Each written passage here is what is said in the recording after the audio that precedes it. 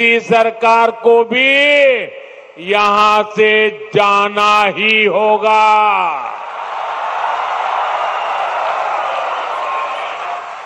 साथियों, पिछले 11 साल से देश भ्रष्टाचार के खिलाफ निर्णायक लड़ाई लड़ रहा है। अब इसी दिशा में देश ने एक और बड़ा कदम उठाया है। इस बार लोकसभा में भाजपा सरकार एक बहुत बड़ा एंटी करप्शन बिल लेकर आई है। मैं बंगाल के लोगों से इस बिल के बारे में विशेष तौर पर बात करूंगा।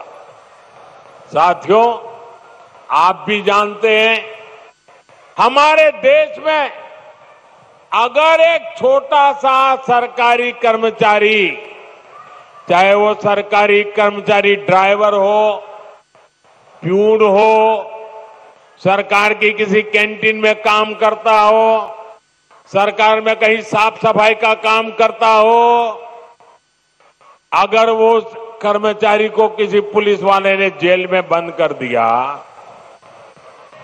तो करीब करीब 50 घंटे में अगर उसको जमानत नहीं मिली और 50 घंटे जेल में रह गया तो ऑटोमेटिक उसकी नौकरी चली जाती है, सस्पेंड हो जाता है। एक छोटा मुलाजिम 2 दिन अगर जेल में रहे तो उसकी जिंदगी तबाह करने के कानून है, लेकिन कोई मुख्यमंत्री, कोई मंत्री, प्रधानमंत्री अगर जेल चला जाए तो उसके लिए कोई कानून नहीं है। और हालत तो देखिए, आजकल ये लोग इतने गिरे हैं कि जेल से भी सरकार चलाने की कोशिश कर रहे हैं। पश्चिम बंगाल ने ये साक्षात देखा है, बार बार कई बार अनुभव किया है। टीएमसी के एक मंत्री टीचर्स घोटाले में आज तक जेल में है। शिक्षक भर्ती का गंभीर घोटाला, घर से नोटों का पहाड़ मिला, लेकिन तब भी वो मंत्री कुर्सी छोड़ने को तैयार नहीं थे। जनता की हर भावना को यहां निर्ममता से कुचला जाता रहा। इसी तरह टीएमसी के एक और मंत्री पर गरीबों का राशन लूटने का आरोप है। इनकी भी करोड़ों रुपए की संपत्ति जब्त हो चुकी है। ये मंत्री भी जेल जाने के बाद कुर्सी छोड़ने को तैयार नहीं थे। इन्होंने भी जनता की भावना की, संविधान की भावना की कोई परवाह नहीं की। साथियों, आप मुझे बताइए, ऐसे लोग जो भ्रष्ट है, जो जनता को धोखा दे रहे हैं, क्या उन्हें सरकार में अपने पद पर रहने का हक है क्या? हक है क्या?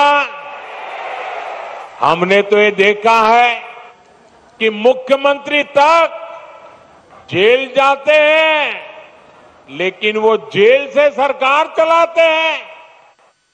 ये संविधान का, लोकतंत्र का सरासर अपमान है और मोदी संविधान का यह अपमान होते नहीं देख सकता। इसलिए मैंने तय किया, ये सब नहीं चल सकता।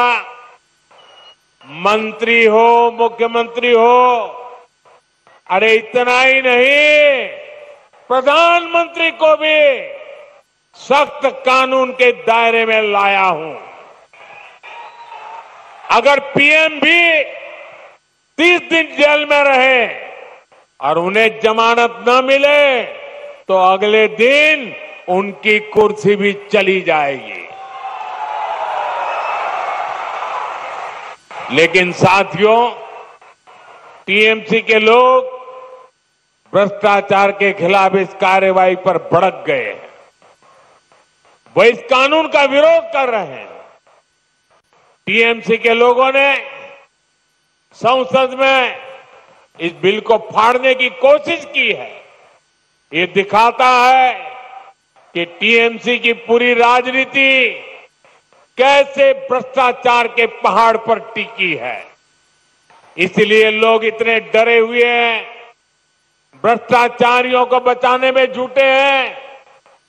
साथियों, हर चुनौतियों को परास्त करते हुए पश्चिम बंगाल फिर से भारत के विकास का पावर हाउस बन के रहेगा। इस संकल्प को लेकर हमें आगे बढ़ना है।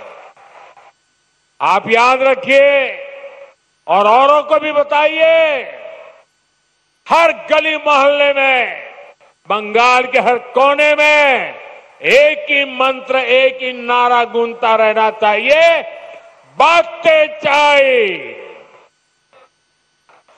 बातें चाय, बीजेपी ताई,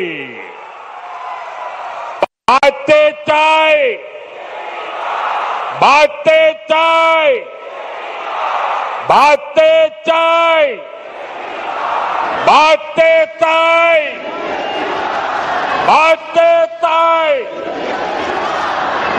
एक बार फिर आप सभी को इतनी विशाल संख्या में और इतनी ऊर्जा के साथ इस सभा को सफल बनाने के लिए मैं आपका आभार मानता हूं। मेरे साथ बोलिए, भारत माता की, भारत माता की, भारत माता की, वंदे वंदे वंदे वंदे वंदे वंदे वंदे वंदे वंदे वंदे वंदे वंदे